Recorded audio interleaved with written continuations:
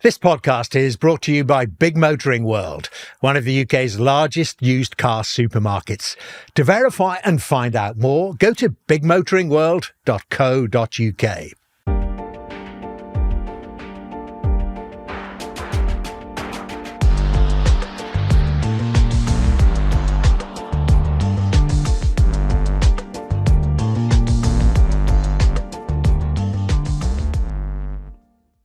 Hello. Welcome to Legends of News, the podcast that talks to the broadcasters who've had a front row seat at the making of history for the last half a century, and in today's guest's case, more than that, from the people who witnessed the most extraordinary and significant events unfold in front of them and interviewed the good, the great, and the not so great. My guest today has 50 years and more, as I say, of broadcasting experience and journalistic experience under his belt, which is very hard to believe when you get to see him in a moment. And aside from that, he's a member alongside me and thousands of other men of the club that no one wants to be a member of. Here's Nick Owen, MBE.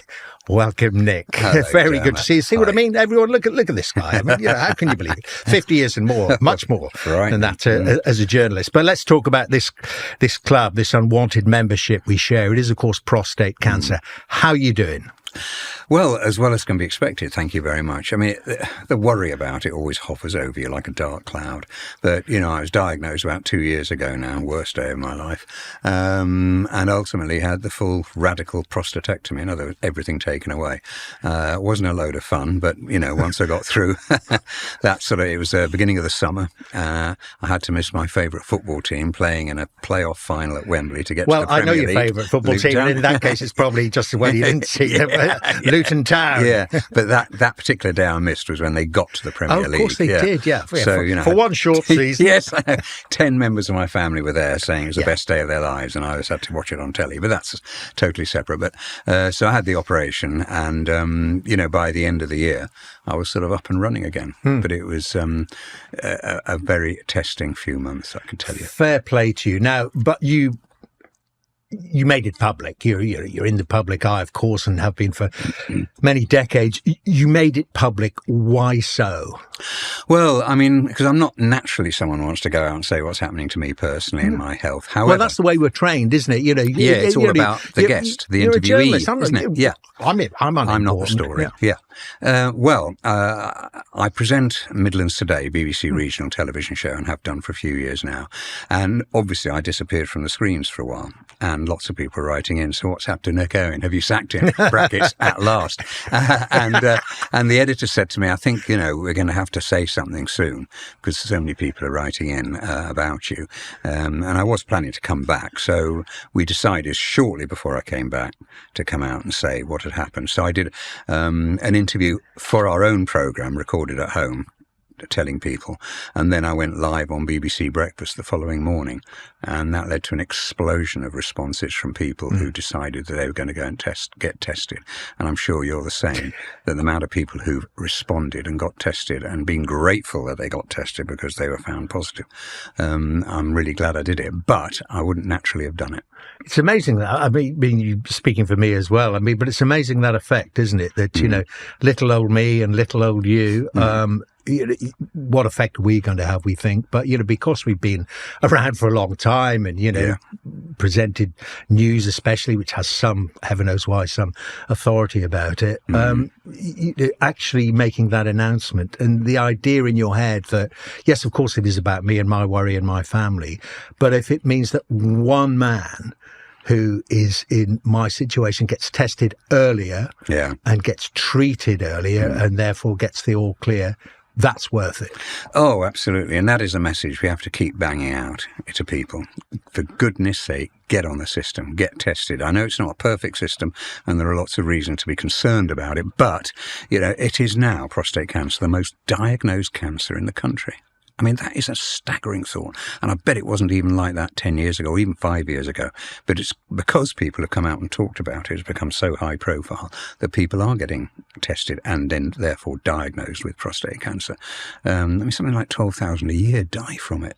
1 in 8 people. I think it's the second biggest cancer killer of men. Yeah, I mean, it's absolutely frightening. So, you know, the fact that it is being talked about more and people are finding out that, you know, if you're over 50, it's really worth trying to get tested, and especially if you've got it in the family. And I've got 3 boys, you know, I mean, they're sort of late 30s into their 40s, and I'm really concerned about them. They've all been tested. They're all clear at the moment, touch wood. But, you know, I'm very anxious about that. What was your own testing journey? Don't like the phrase, but, you know, I mean, you know, once you hit 50, probably just a few years ago. Yeah. No, but when you hit 50, do you think about it then? You know, like me, you'll have sat on sofas, particularly breakfast sofas, discussing prostate cancer with experts, with sufferers. And in the back of your mind will be, oh, maybe I ought to go and get tested. I'll do that soonish or whatever, but I feel fine. That's exactly my thought process.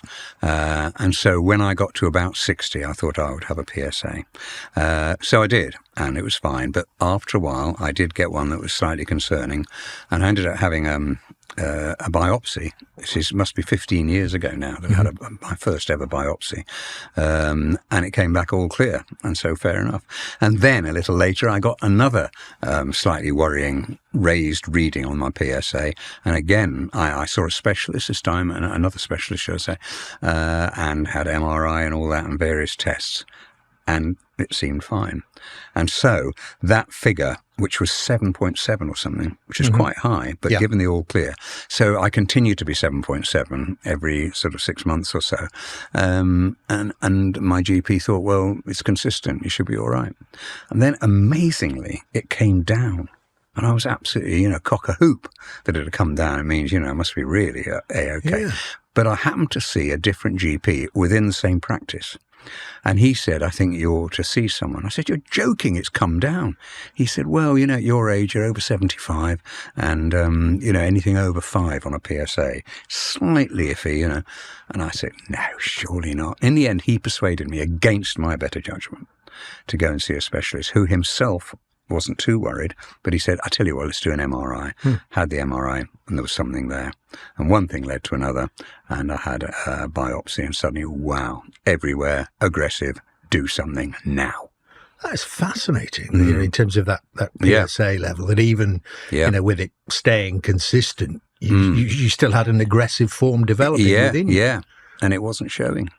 I mean, yeah, that is a message. But let's just talk. I mean, you're wearing the Prostate Cancer UK, wonderful charity badge indeed. There. And it and other prostate cancer charities are campaigning now for mandatory, regular PSA screening for men. I mean, similar to women in breast cancer. It doesn't exist at the moment. Why not? And what is the campaign? Yeah, I mean, that is, first of all, the thing. You can't believe that there is no national screening programme, can you? It's because they still, as I understand it, still not worked out the perfect way of diagnosing prostate cancer without going all the way with, you know, biopsies and so on. And so clearly, these geniuses in the medical world and the laboratories around the country are trying to find out a way of a fail-safe guide. Better test. Better test that says, you know, you have got prostate cancer. I mean, it's not like a finger up the bum anymore, which it used to be. We should say that to me, shouldn't we? Yeah, because people are a bit anxious about that, inevitably. So it's not. But even if you have to, I mean, listen, it might save your life. So, well, you know, absolutely. You know, yeah, I've had that a few times. I don't know whether you have, but, you know. I'm not going there, Nick. but anyway, it just needs a proper national screening program, and a method of testing that is more precise. But it's that cost-benefit analysis that has to be shown to the NHS. I mean, you know, for all of us, you know, I mean, we're all funding the NHS. It's hugely expensive, and rightly so, and it's a wonderful system. But they do make calculations in every field about, well, okay, this costs this much. How many lives does it save? It's that actually bare. It's an equation. It's a barefaced equation. They're like accountants, actuaries. And the argument against this with PSA testing is in your case, it may show something really. not much going on, and therefore, it didn't actually diagnose you until you went further and got an MRI. Yeah. Or it will show you a so-called false positive, and you end up with overtreatment for men who don't need it, and they'll die of something else because it's mainly an old age thing with men, and it may grow a little bit, but whatever else you've got will get you first. Well, they've always said, haven't they, that people may well die with prostate cancer, but not from it. You might not even know you've got it. And of course, we're all living longer generally, aren't we? And so it needs to be tackled more now than it used to be when people died of other things, even though they were carrying prostate cancer. Well, listen, Nick, I mean, it's a great message. It's a wonderful message. It's a hugely important message. And, I think we'll save lives. And ultimately, to the NHS, we'll save the NHS money because the thing, isn't clearly it? if you prevent it, the late stage treatment is going to cost thousands upon thousands upon thousands of pounds. People are living longer, staying alive longer. Why not just make sure they don't get it in the first place? In the bud. Yeah, precisely. Couldn't agree more. Right. Well, let's talk about your career, how you got here, and thank you very much indeed for sharing, the medical side of things. But let's go way, not too far back. Well, to the mists of time, to young Nick Owen coming out of school. Didn't I hear somewhere you ran a newspaper at school? That's how but this was very, very started? young. This was only when I was about 10 or 11 or 12, something like that. I just loved the idea of writing about things, sporty things. And so I did.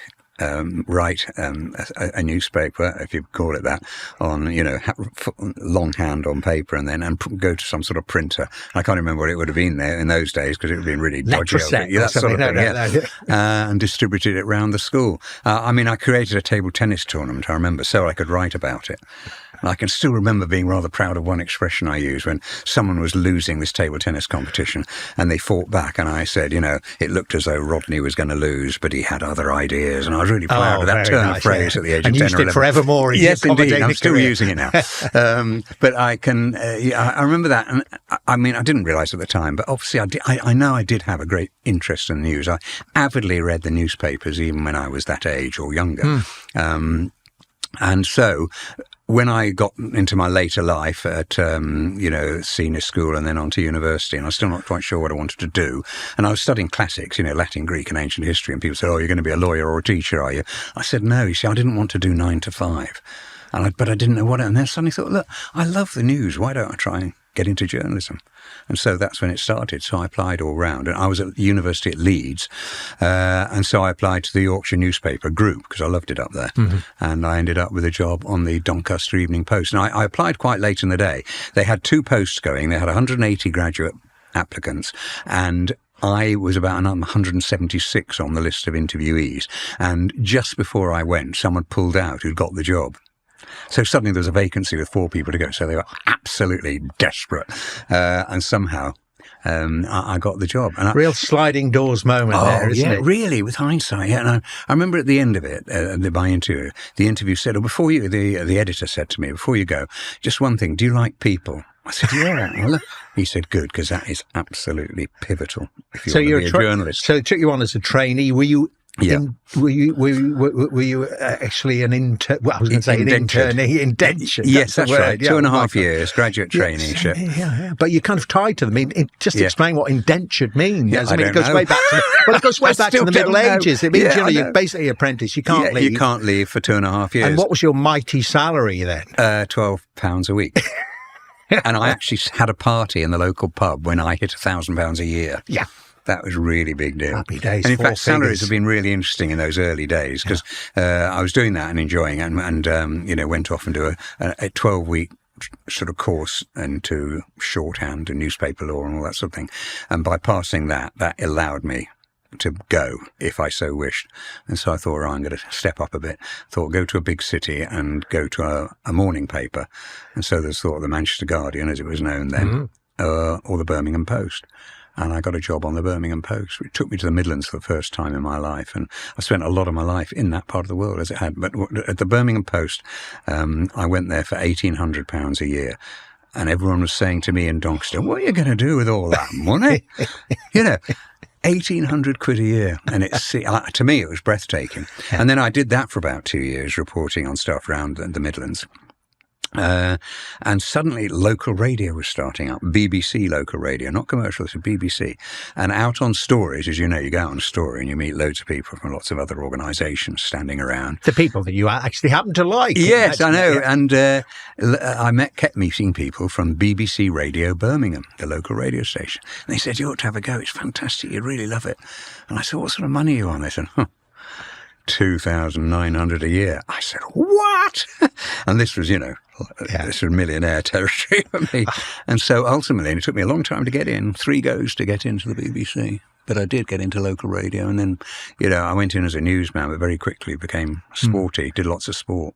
But people, it's great hearing that, Nick, because, people will have seen you then, sitting on daytime sofas, early morning sofas, chit-chatting about, let's say, quite often about, the ephemera, the fripperies, the fripperies of life. But, you're a classicist from university and you're a proper inky, as they call it, classic local newspapers, typewriters, clickety-clacking, smoking in the newsroom, all that. That's one of my abiding memories of the newsroom. The first time I walked in, there were ashtrays on every desk and they were piled high with butts. Unbelievable. In fact, you could hardly see people on the other side of the room, because of the fog and the smoke and everything. It was amazing. And the noise from typewriters. The trouble is, nowadays, of course, people, typing away on their keyboards, they're going, I still go... At least not with one finger. Yeah, banging away. Oh, and 1 or 2 fingers, but not all of them. And they take the mickey out of me mercilessly. People 50 years younger than me think I'm an absolute dinosaur. I just can't do it any other way. But the newsroom was really atmospheric sort of place to be. Having been through, not as long as you, but through that route myself, it was the old hacks in there, mainly men, and boy, you as a young graduate, gave you some a lot of them had joined at 14, 15 as copy boys, and just regarded you as like an intellectual softy. And they were born and bred in Doncaster and were never going to leave Doncaster. Don't come here with your fancy college ways, they would say. You know what I mean? And of course, I was raw and I had a lot to learn. My goodness, I remember the first story I went out on, some council somewhere making a big decision or some project. And, they said, I phoned in at about 2 o'clock or 3 o'clock when the meeting had finished, said, where have you been? We wanted something for the first edition. I still wasn't. That's the other thing, isn't it, about the number of editions? Oh, did you have a sporting pink as well on absolutely. a Saturday? Oh, yeah, loved all that sort of stuff. Papers, Yeah. Suddenly you have to come out of a meeting and just off the top of your head, phone in a story from the phone box which you've located, and other newspapers are trying to use as well. That was the first thing you did whenever you went to a story, particularly in a little remote outpost somewhere. Find out where the phone box was. My goodness. And make sure you got there first. And make sure you could sprint. Yeah, absolutely. But it was a very, very steep learning curve, I have to say. Was that all news then? How did you get into? So you're on radio now when you joined there for that huge salary. How did you get into the sporting side then? I just merged into it, really. But you'd always been interested in I've always been a massive sports fan, particularly football and cricket. Absolutely passionate to this day. When I was doing local radio news, I told people that I was a big sports fan. They said, well, why don't you cover a game on, Saturdays for us? So I started doing games.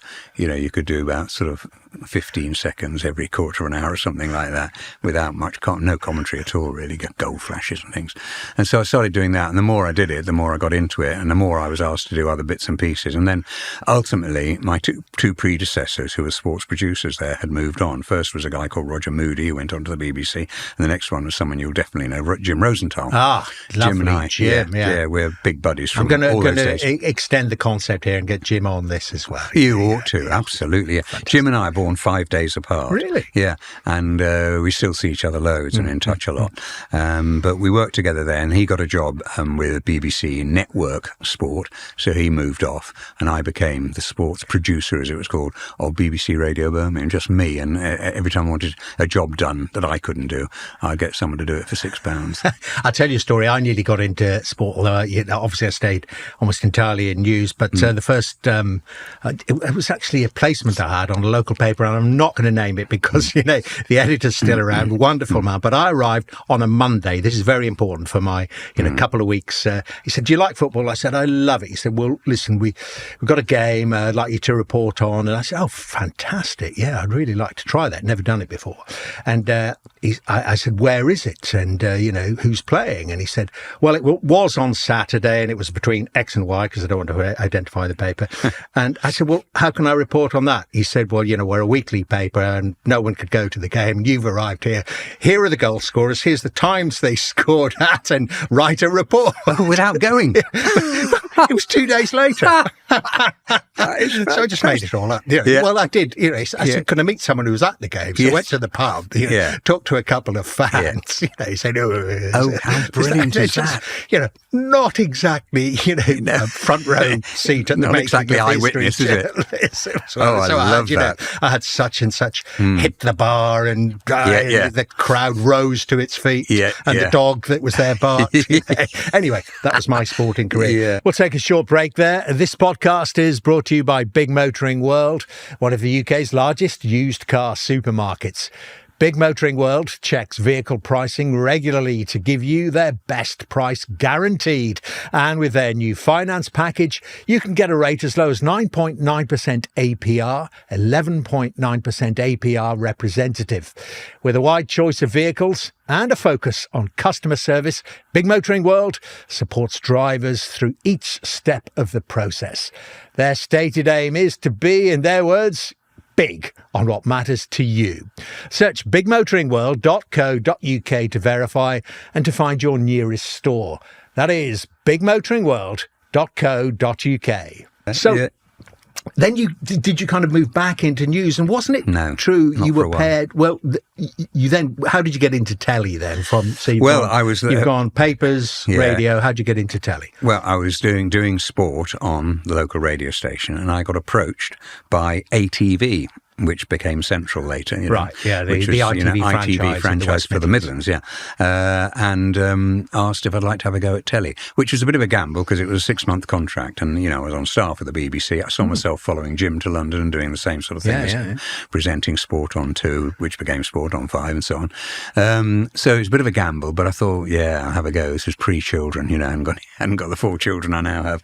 And so I gave it a go, and my new boss was a gentleman called Billy Wright, one of the greatest footballers of our time. That's not the Billy Wright. The Billy Wright. I mean, for a while, the most capped player for England. Indeed, 105 caps, wonderful man. And he was the head of sport at ATV, having left football as a manager of Arsenal and moved on. Yeah. And, so Billy was my boss. And I've got so many stories about Billy. I could give us one or two. Shall I give you one? God, I love Billy Wright. I've never met him, but I love reading about him. Absolute ledge. Well, as you probably know, he married Joy Beverley of the Beverley Sisters. Yes. So she was a chart-topping girl group, and he was the captain of England.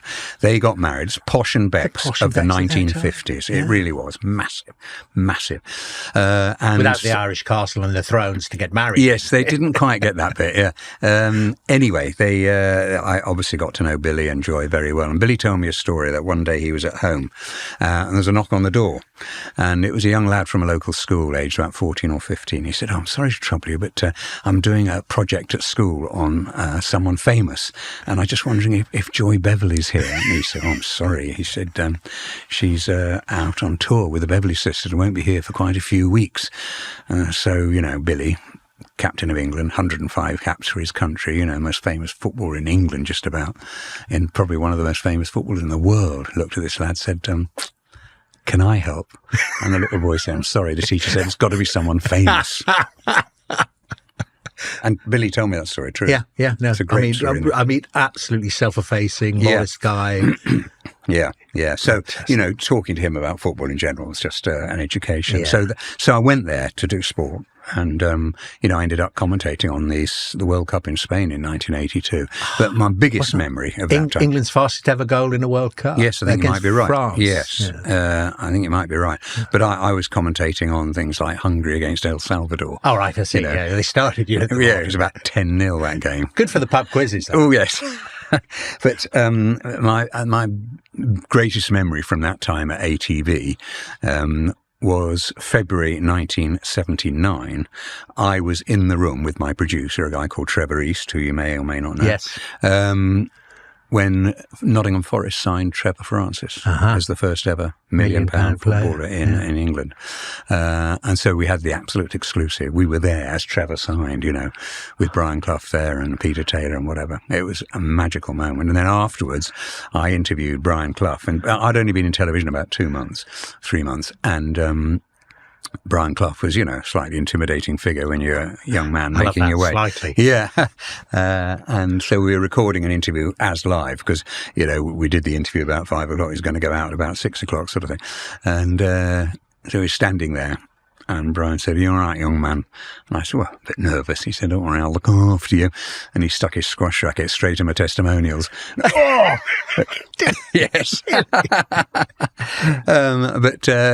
we had a great interview and interviewed loads and loads of times after that. But that was a real highlight of my time at ATV / Central. It became Central during my time there. And it was there that I teamed up on news with Anne Diamond. Right. Did you ever get on air, though? Because there was a strike. Yeah, interesting story, yeah. Well, the new franchise round, whenever it was, about 1980, said Central or ATV should split and cover the East Midlands separately from the West Midlands, because it was a huge area. I mean, literally, when I was a reporter on the road covering sport, I could be doing an interview in Lincoln in the morning and Swindon in the afternoon, you're all over the shop, big areas to cover. So they had to split, and for the new station to start in Nottingham called Central East, it was going to be presented by Anne Diamond and myself. I mean, I was doing news a bit anyway, so, she was full-time news. And that's how we became friends, how we got thrown together, how we did loads of pilot programs together, developed a really strong relationship, had a great rapport in all the pilot programs we did. But there'd been a strike by technical staff because they weren't very happy with the terms of their moving from London to Nottingham. Because loads of the ATV programs came from London, such as The Muppets, such as Celebrity Squares and things. And suddenly that was all ending, and anything that Central did had to come from Birmingham or Nottingham. And so we're all set for the on-air first day, programme ready to go, packed with dignitaries, mayors from all around the East Midlands. And suddenly said it's off. They pulled the plug. So what did you do? Ultimately, after about 6 or 8 weeks, Anne and I were told to go back to Birmingham, and we'd split presenting duties with the West Midlands crew, and that's what we did. But it was very frustrating because we were sort of almost part-time, and we were, burning to get on with our on-screen careers. And so ultimately Anne got another job. She went to BBC Nationwide, and I went to this new television station which was about to go on air. I wonder what that was called. Yes, I can't remember now. Yeah. Steered into the memories. Absolutely. TVAM, yeah. And Good Morning you went Britain. there as a sports guy to Indeed, start with. Yeah.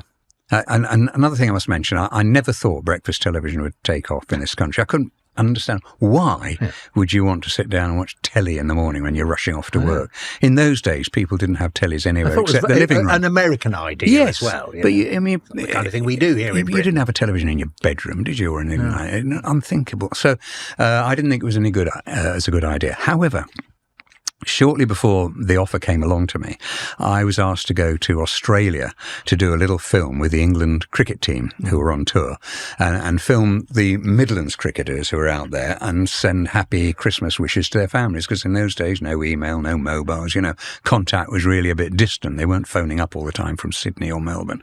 So I went out to do interviews with loads of the England cricketers whom I knew really well, some really good friends amongst them, the likes of Eddie Hemmings, Bob Taylor, Jeff Miller, those sort of guys, Derek Randall, David Gower, Alan Lamb, Bob Willis, who was a very close friend, and he was, another prostate victim, of course. Exactly. He was captain, I think, at the time. And I stayed in the team hotel and did all this filming. While I was there in my Australian hotel, for the first time in my life, I saw a thing called breakfast television. And I thought, wow, I really like that. That is just up my Strasse. I would love to present something like that. And then dismissed it. I get home, and within about a week, I get a phone call from TVAM saying, we're looking for a sports presenter. Do you fancy it? I thought, well, I'm frustrated at the moment because I'm doing a part-time job with Anne Darman because we're having to share duties in Birmingham. And I said, yeah. So I took a cut in salary to go there, I think, and gave it a go. Wow. I felt that as well. You know, I watched, I hadn't got into journalism even just then. I was on the cusp of it. And I remember watching, I was terribly interested, like you, in news and television and this weird beast, breakfast television. And, of course, the BBC got on air before you, didn't they? Yeah, they kind of stole your thunder. And I remember watching that. You don't have to rub that in, Dermot. It's not necessary at all. But hold on, you did overtake them eventually in the ratings. But, you know, and I watched that, thinking, yes, it's never going to work. All the thoughts you had. And then had exactly that dawning feeling. That looks real fun, you know, kind of, you know, they're chatting. And it had never happened in British broadcasting before. Informal. Particularly with factual programming, to actually have some chat and, you know, personalities and people you could identify with. Yeah, humour. And the thing that made it work, I think, you know, not to get too intellectual about it, was that you could identify, you know, there was a cast of characters and you could identify with someone. You go, oh, he's just like Uncle Twitface, you know, that's like my mum. That's my sister. That's my... And every morning you'd get up and you'd see those familiar faces. So let's establish you as the brand, the familiar faces that caught up and overtook the BBC. Yeah. Anne and Nick, but you're there first. Yeah, I'm on air on the very first day. Did you witness that? You know, maybe you're going to tell me something different. Did you witness the car crash that it was to start with? Oh, gosh, yes. Huge and, you know, super worthy journalists trying to do some massive names. Super worthy journalists, but massive names. The famous five. Did you witness it kind of falling apart? I was right there. I mean, it was David Frost, Michael Parkinson, Angela Rippon, Anna Ford, and Robert Key, who was a very big name in current affairs at the time. And it just, I mean, it was mind-blowing just to be in there. I met David Frost for the first time in the Gents and got chatting to him. I thought, well, how exciting. What do you say to David Frost when you meet him in the Gents? But anyway, I remember saying, do you think will I ever see my name up in lights? He said, yeah, if you change it to Exit. But he was great. He did have some really corny jokes. Yes, indeed. He was great fun and he was a lovely guy to get to know. But anyway, and I presented the sport. But in the build-up, we were doing dummy programs and we were doing them in real time. So we were going on air at 6, pilot programs, and, you know, sort of taking each sort of quarter hour as it came and trying not to interrupt it. But I remember something like the first big pilot we did, we got to 9 o'clock real time in the morning. The programme had only reached about 6:15. That's how many problems there were. We had to keep saying, no, we can't do that. That doesn't work.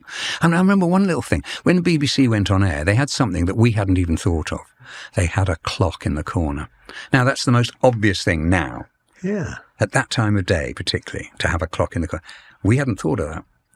And so suddenly we introduced a clock before we went on. There's lots of little things like that, but it was a real struggle. And I had big rows with the head of programming because I wanted to do certain things in sport. And he said, no, we want sort of unusual sports. We want films on curling and stuff like that. And I wanted to talk about last night's football result. No, we don't want to show football results. You know, it was all that sort of thing. So there's loads of sort of, you know, what you might call ideological arguments. And I got really frustrated with that. But anyway, it was a car crash very quickly, and something wasn't working. A new management came in. Yes, but I got asked to take over before the new management. I got asked by Jonathan Aitken, MP, who was on the board. He was one of the original investors. Yes, and he became acting chairman when Peter Jay was stood down, as it were. Do you remember Peter Jay? Yeah, Peter Jay, of course. I mean, BBC economics correspondent, ambassador to Washington. And once described as the most intelligent man in Britain. Yeah. I remember I first met him in makeup, and he came out, so you're the new sports chappie, are you? I said, yes, Mr. J. And he said, oh, I'm a big Arsenal fan. I said, are you? I said, Highbury's a great stadium. He said, is it? I've never been. I am an Arsenal fan, and I know fans like that. They say, yes, you know, I've been supporting them for years, you know, ever since we moved to the Emirates. And I go, what? It's only 20 years ago. Yeah, oh, absolutely. You don't count. So, so after just 8 weeks, they said, would I take over and hold the fort until they sorted out a new presenting team, and they approached Terry Wogan and Michael Aspel, both of whom turned it down because it was such a car crash. It was a joke. Comedians are making, fun of it on their stand-up tours and things like that, and it was quite demoralising, I have to say. And anyway, they asked me to take over, so I presented with Angela Rippon for a week or so, and then Anna Ford, and then Linda Berry, because they were both sacked. Hannah and Angela were sacked. I mean, and then at some stage round about then, they brought Greg in. Greg Dyke. Greg Dyke, who, as everyone knows, went on to become Director General of the BBC. Lots of other mega things in broadcasting. And he called me in after the first programme and said, look, I think, you're just right for breakfast television and I want you to stay. Who in a perfect world would you like to present with? Is that right? And I said... He was a very good judge and is a very good judge. I mean, that guy knows his TV. Yeah. And so you recommended Anne. And he said, tell me about her. I described her and he said, can you arrange for me to meet her? And they met in a pub that night. 6 weeks later, she was sitting next to me. It was an incredible turnaround. Yeah. And it was a very exciting time because we were very close and we're in touch all the time and we're meeting for lunch all the time while I was doing this stuff when it was all very intimidating and everything was going wrong. And every day you went to work, you thought, my goodness, could this be the day the whole thing crashes down? Because, of course, it was a commercial operation. So, if you weren't getting the ratings and you're getting bad publicity, you're not getting advertising. How nervous, how scared were you? Were you terrified? Given the big shoes you were filling, they'd failed in terms of the audience and the perception in the press. But nevertheless, there must have been headlines saying, well, who are these people? Yeah, absolutely. It was front page lead. I had a picture of myself on the front page of the Sun and the Times simultaneously, and all the other papers are saying, this ordinary guy is taking over from David Frost. What's going on? Type thing. And a magazine, a national magazine about broadcasting, whatever, described me as unknown, anonymous, unsexy, uncharismatic sports reporter from the Midlands. Didn't sting at all. Not that you remembered. And I've not remembered it in detail or anything like that. So yeah, I was a complete unknown, and then. All the big names virtually had gone, except Michael Parkinson, who'd moved to the weekends. Well, he was always going to be the weekends, I think, but he was getting good ratings at the weekend. But in the week, it was pretty poor. And then so Anne came along. And Greg not only brought Anne in, but he brought lots of other faces in to build up the family. Yeah. We had people like Giles Brandreth, who became a regular, who became a really close friend. Yeah. Chris Tarrant, who's still a really close friend. Gordon Honeycomb to read the news and give us a bit of credibility. Because we didn't have much film. We didn't have much archive. We didn't have much to go on, not many crews. And that reflected very badly on us when the Brighton bombing happened. Right. And other regulars, Paul Gambaccini, who was such an expert on films and stuff like that. And we had this great family, Lizzie Webb, Mad Lizzie, doing Exos. Rusty Lee. And one of the biggest of them all, Wincy Willis, doing the weather. The first ever... God rest her soul, wonderful woman. The first ever sort of personality weather girl who was there because of her personality, not because she was an expert on meteorology. And so, we had this wonderful family and a great relationship, and we were all taking the mickey out of each other. That's my very point then, the ordinariness and, those awful things people wrote about you. But that was the connection with the audience. They wanted the boy and girl next door. But they're like us as well. And the family, there's a wider family, like all families. Yes, exactly. And it may have been Greg who said it, that, breakfast television, the very early stages seemed a bit like having prawn cocktail for breakfast. It was too high octane, They wanted it to be boy and girl next door. Yeah, it was more like smoked salmon and caviar. Well, there you are. Some of the stuff they put out. I think God rest his soul, they interviewed Norman Tebbit for 17 minutes on the first morning. And that's a long time at that time of day. Yeah, just a bit at any time of day. Yeah. So then, tell us about the fun you had, as you just established it. First of all, you steady the ship, and then it starts rocketed. Sailing. Yeah, let's mix our metaphors then, whatever. Yeah. The fun you had, the people you talked to, what are your memories of that? Well, it was fabulously exciting. On one particular morning, I remember we had all three Bee Gees sitting on the sofa with us, and this was still at the time when you didn't know whether, it was getting good ratings or not, or whether it was picking up, because people were still taking the mickey about. And slowly but surely, it definitely was growing, because wherever we went, people were saying, "Oh, I watch your programme," and I think, "Oh, what's happening?" Yeah. And when the Bee Gees were on, we got loads of phone calls and letters immediately afterwards saying, I was late for work, I was late for school, we couldn't leave it, we couldn't put it down, we were watching your programme, the Bee Gees. Did they sing? No, I don't think so. We'd have shown clips of them. Yeah, perhaps, yeah. But we probably showed clips of them and all that, but they were great value. We had David Essex on, and he was a great guy, and it was something, it seems inconsequential in a way, but it meant so much to Anne and me.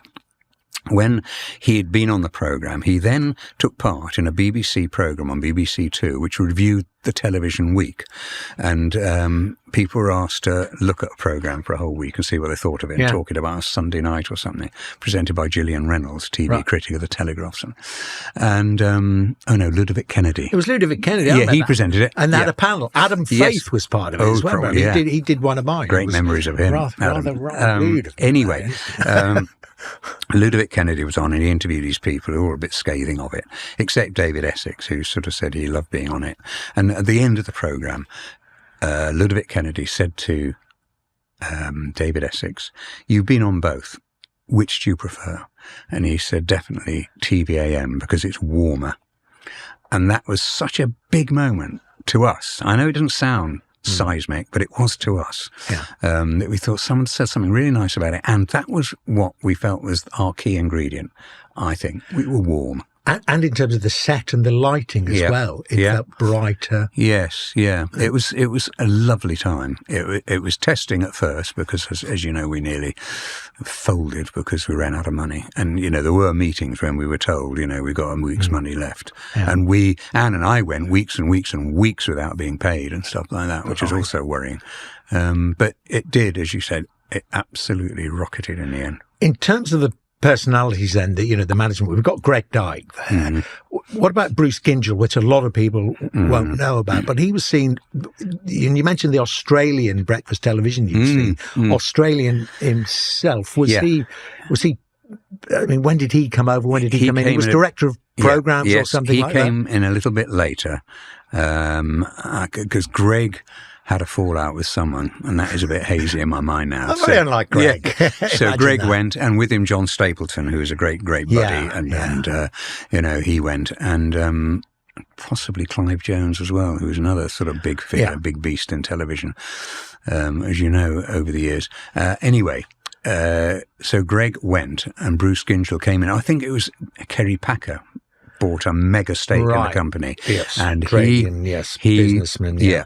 And he put Bruce Gingell in there. Right. And Bruce was really supportive of Anne and myself. Anne and I were only together 3 days a week because we both had a day off, different days. So of the 5 weekdays, Anne and I were only together 3 days. She said, that's ridiculous. You should be together 5 days a week because you are the partnership. Yeah. And so that changed. And that became a bit demanding, 5 days a week, 3.5 hours live telly every day, and all the planning and preparation for it.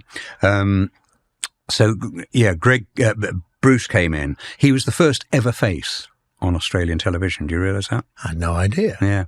First ever face on Doing Australian. what? I presume continuity or something like that. Because, he said, hello, welcome to television. Yeah. He's very well known. And is it true he always wore pink shirts? Yes, he loved pink. And he got very annoyed with people who presented in colours that were dowdy, dark, blue, black. People actually got told off for it. And, told, don't do it again.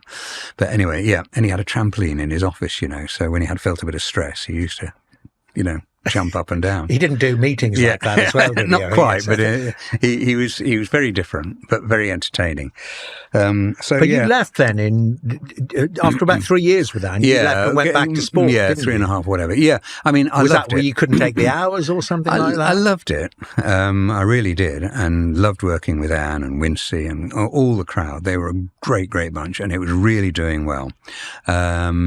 But I got approached by ITV Sport if I wanted to go back into sport and become the main man and replace Brian Moore and do midweek sports special on a Wednesday night and things like the Olympics and World Cups coming up. So I'm thinking there, so what, did you get the World Cup of 86? No, I was still at TVAM then. Okay. I did best part of 4 years at TVAM and then moved. Right, so you got the Olympics in 88. And then the World Cup in 1990. Right. I anchored that. So for reasons of quality of life, I thought, and of course being a sports nut, it's a great opportunity, and I took it. And with hindsight, was it the right thing to do? Yes, I had some great experiences in sport, but I was never as happy as I was doing 5 days a week, totally absorbing television. With sport, you have days when you're not doing anything. You might be preparing for something, but so it's a completely different pace of life. But yeah, I got approached by them and I decided to take it. Well, it's interesting. We've had Anne on Legends of News, and of course we'll have her back. Maybe have you both back at the same time. And she says just the same thing about those years with you. But they didn't end there, and the hours got slightly more congenial, and the channel changed because then the BBC put you back together again in the early 90s to take on Richard and Judy. You're involved in these, kind of head-to-head battles. Yeah, I know. Yeah, I mean, I did 6 years with ITV Sport and had some great times, sort of, as I said, presenting the World Cup and the Olympics and all the regular Wednesday night programmes. But when Thames lost its franchise to Carlton, it was a bit of a pivotal moment. And just at the same time, I got approached by Mike Hollingsworth, Anne's then husband, who'd been asked by the BBC to create a mid-morning show. And he said, right, I'm going to get Anne and Nick together again. And he did. And so we went on air in October 1992. Good Morning with Anne and Nick. Where were you based then? Where was the studio? That came from Pebble Mill in Birmingham. Oh, so that suited you. That gets you back to the West Midlands. Got me back to the Midlands, yeah. So by this time I'd moved home. I come from a little town in Hertfordshire called Berkhamsted, which is how I'm a Luton fan, 13 miles away from Luton. My father used to go and all that. And so I moved back to the Midlands. To be at Pebble Mill. Not unhappy about it at all, because I've got loads of mates in Birmingham and the West Midlands, and it's a great neck of the woods. And people who don't know it probably think it's a grimy old industrial city. Well, it isn't. And the region around certainly not now. No. Is it true? I mean, this old sort of Birmingham more canals than Venice or something? Yeah, Birmingham has 31 canals and Venice has 28 miles. I mean, 31 miles of canals, 28 in Venice. But, Venice has a little bit more, je ne sais quoi, I think. Maybe not too many gondolas. Mixing my languages, and no Jeff Bezos weddings yet. Yeah. But you don't have Black Sabbath coming from Venice, do you? Absolutely and ELO, not. Yeah. And the Move and all that. Could get him on. I'm sure I could work away out for that. But then you do that for a bit, and then 600 programmes we did. 600. Were you counting? How come exactly 600? Well, because every series is 150. I see. Yeah, sort of winter to summer. And did the BBC just then decide at that point? Yeah, Alan Yentard, bless him, controller of BBC One. He's not the sort of person. He's very erudite, as you know, and sort of into obscure intellectual pursuits. But if only he'd known you're a classicist, aren't you? You could have spoken to him in Greek. Yes, I know. Well, yeah, perhaps. But anyway, it wasn't his cup of tea, and he decided it was too similar to the other side, so took it off and did other things. And so suddenly, Because there's an awful lot of things wouldn't be on the air now if they were too similar to the other side. Well, I mean, look at what's happened. Topical magazine programme, chat show is obviously going to be similar, but the difference is the actual topics and the people presenting it, and the contributors. We had a great team. It was wonderful to do it. Ainsley Harriott made his TV debut on Good Morning with Anne and Nick. People like that. Mark Porter, the Doctor, made his TV debut on there, and we had loads of great people on a regular basis on that programme, and fantastic sort of guests, and prime ministers. We had Margaret Thatcher on, we had Tony Blair on, we had John Major on just to talk about politics, but we also had Tom Jones on. It wasn't unusual to have him on. And just stick with that for a minute, Nick. Did you find me, because again it's a criticism, and I've been that soldier as well, working on breakfast programmes. You always get this when you get the the big hitters. Yeah. On magazine programmes, you get to see, they're there for the soft slipper, they're there for the patsy ride. Yeah. I mean, we're journalists. Maybe you ask questions in a different way and you're aware of your audience. You want to be more accessible, but you certainly don't let them off the hook. You don't say, no, you don't. And is there anything else to say, Prime Minister? Yeah, like it used to be when people arrived back from foreign tours. Yes. Everything to tell us, Prime Minister. Neville Chamberlain, wasn't it, famously? Yeah. But no, is it gentler? Definitely a gentler interview and a bit more informal. I'm a great believer in that sort of message, really, for doing interviews. It was very much a tenet of David Frost, which he told me, and it's I've sort of taken it up, and I agree with that. Ask the questions, listen to the answers. Yes, that's an art in itself. It's not always easy, especially when you've got talkback in your ear and people are talking to camera 3, camera 2, sound, can we have a bit more of this, a bit more headroom on Nick, please, and all that sort of stuff in your ear while you're trying to listen to what a Prime Minister is saying can be a bit difficult. Drives me mad sometimes. So I think a bit of silence during live interviews would help.